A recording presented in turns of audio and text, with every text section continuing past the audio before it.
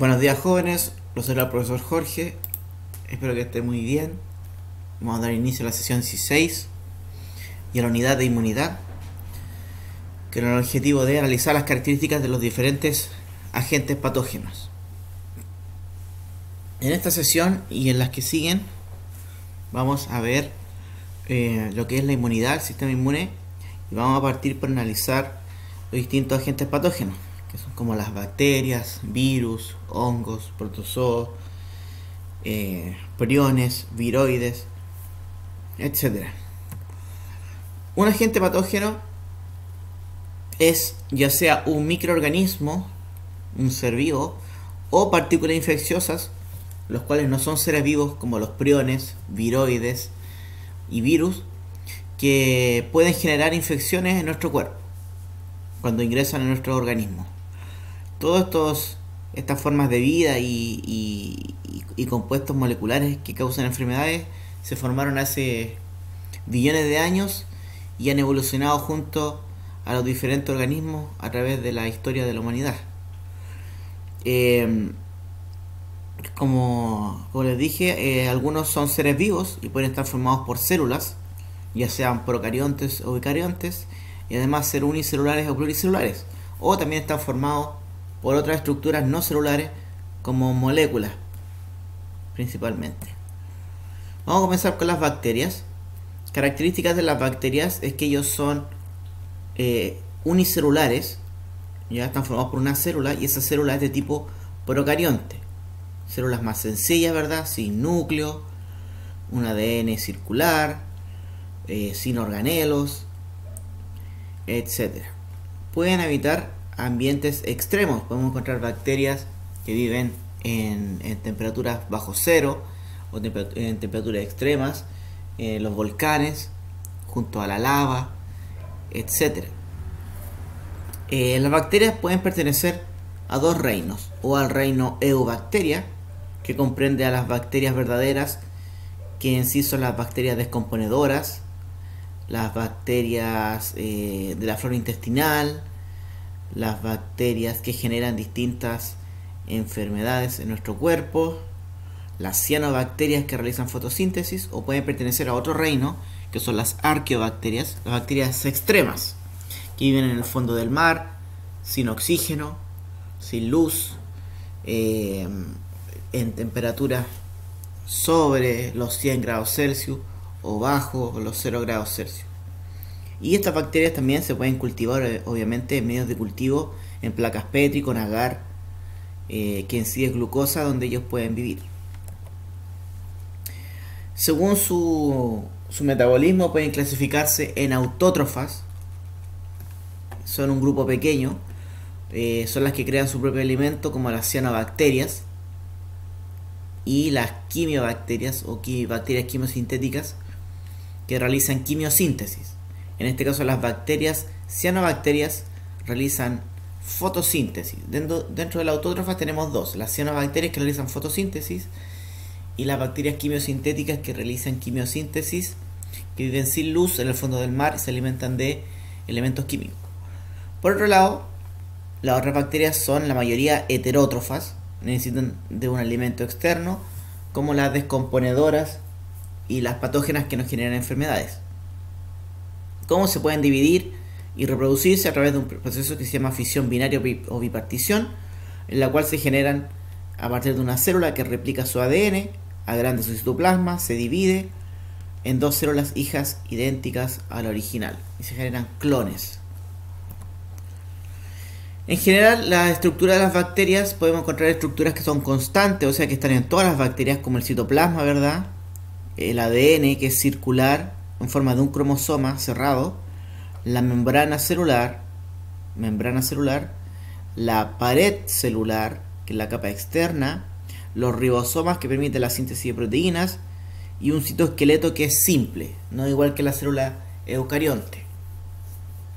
Y tenemos estructuras accesorias que pueden estar o no dependiendo del tipo de bacteria, como flagelo, que puede ser uno o varios flagelos para el movimiento, las fimbrias, que permiten que la bacteria se fije en una superficie, la cápsula, que es la parte externa que tienen algunas bacterias que le da resistencia a los antibióticos, la desecación.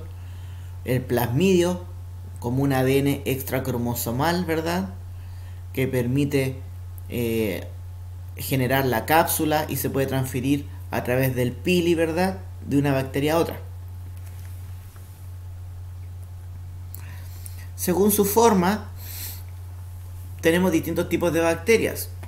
Bacterias de tipo cocos, esporobacterianos, bacterias con muchos flagelos, los vibriones, los bacilos, los estafilococos, los streptococos, los diplococos, los espirilos.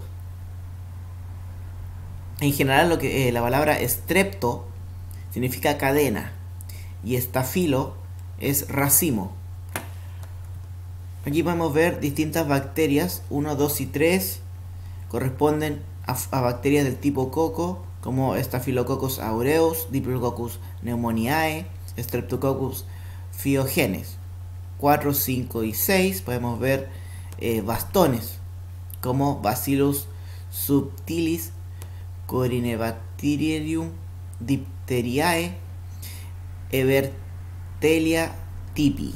7, 8 y 9 podemos ver con firma de espirales o de espirilos, como el Vibrion come, Spirillum volatans y el Treponema pallidum.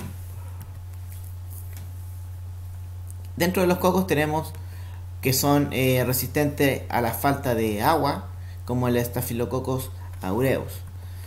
Los bacilos tienen una forma más alargada, tienen una mayor área de absorción de nutrientes, como la Legionella pneumophila. Los espirilos tienen una forma de hélice, ¿verdad? Se pueden mover con mayor facilidad por su forma a través de los fluidos, como Spirillum minor, que es transmitida por los ratones.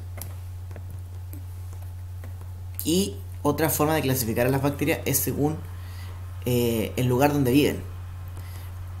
Dentro del hospedero o huésped, que es el organismo parasitado, tenemos que pueden haber bacterias intracelulares y extracelulares. Dentro de las intracelulares tenemos las facultativas y las obligadas. Las facultativas son las bacterias que se multiplican en el medio extracelular, o sea, fuera de la célula. Ahí se multiplican y viven, y pueden escapar defendiéndose de los glóbulos blancos y escondiéndose dentro de la célula. Facultativas. Viven fuera de la célula, pero se pueden esconder dentro de ella. Y las intracelulares obligadas, como su nombre lo dice, solo pueden vivir y reproducirse dentro de la célula parasitada. Las bacterias extracelulares solo son las que viven fuera de la célula, en el tejido intercelular, entre las células, ¿verdad?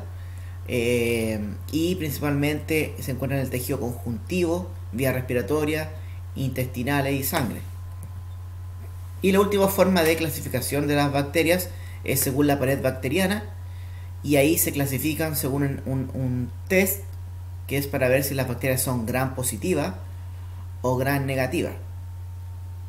Aquí hay que ver algunas diferencias, ¿verdad? En relación a las bacterias gram positiva y negativa. En general, las bacterias gram positiva tienen una membrana y una pared celular formada de péptidoglicano, ¿ya? Y las gram negativas tienen una membrana celular y a la vez tienen una pared celular que está formada de dos partes, una de péptidoglicano y la LPS, que está formada por distintas moléculas, que hace que las bacterias gram negativas sean más resistentes porque tiene como una doble capa protectora. Podemos ver aquí que según la estructura de la pared celular, si tiene esta pared gruesa de péptidoglicano como una capa, va a ser positiva, y si tiene estas dos capas con una péptidoglicano más delgada, va a ser negativa. Pero además, según el examen de tinción de Gram, que se utilizan distintos factores para teñir la pared de las bacterias, se pueden observar que una bacteria va a ser gram positiva cuando En ese examen, la pared celular se va a teñir de azul oscuro o un color violeta. Y eso es porque la pared está formada de una capa gruesa, como vimos anteriormente, de péptido-glucano y ácido teicoico, ¿verdad?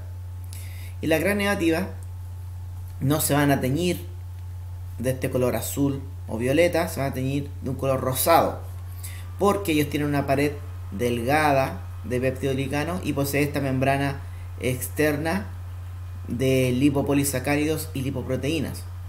Y al tener esta doble capa, lo hace más resistente a los antibióticos, son más difíciles de eliminar del cuerpo. ¿Cómo se reproducen las bacterias? Ya lo vimos a través de la fisión binaria o bipartición, que es un tipo de reproducción asexual, donde la bacteria no necesita de otro organismo, de una pareja para reproducirse, sino que aumenta su tamaño, duplica su ADN, divide su citoplasma y forma dos células hijas idénticas. Las bacterias se pueden reproducir de manera exponencial siempre que las condiciones ambientales sean óptimas, temperatura, luminosidad y nutrientes. Una se divide en dos, dos en cuatro, 4 en 8, 8 en 16, 16 en 32, etc. De forma exponencial en una curva si lo analizamos matemáticamente.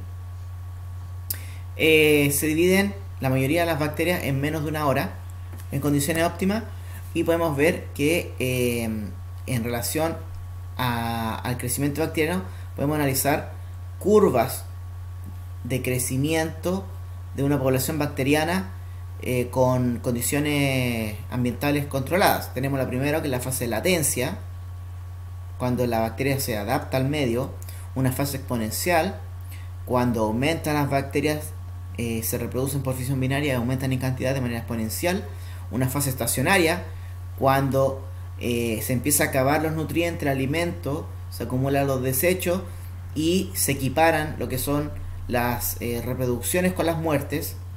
Se mantiene una fase estacionaria porque no hay un aumento de la población, y después una fase de declinación en que las bacterias mueren.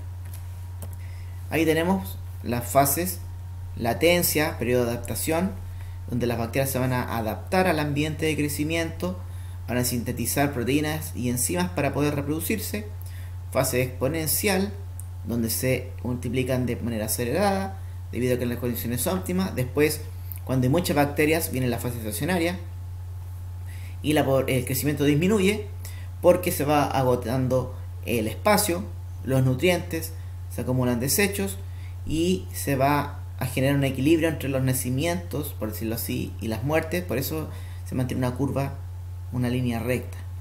Y por último, la fase de declinación, que es cuando ocurre la mortalidad de esta población de bacterias.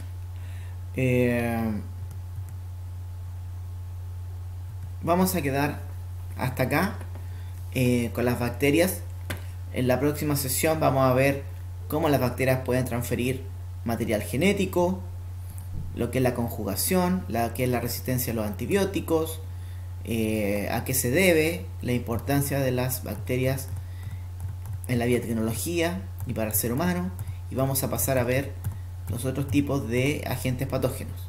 Entonces les voy a dejar lo que es la presentación en PDF con una pequeña actividad, la clase grabada en YouTube, y nos vemos la próxima sesión. Que estén muy bien. Saludos.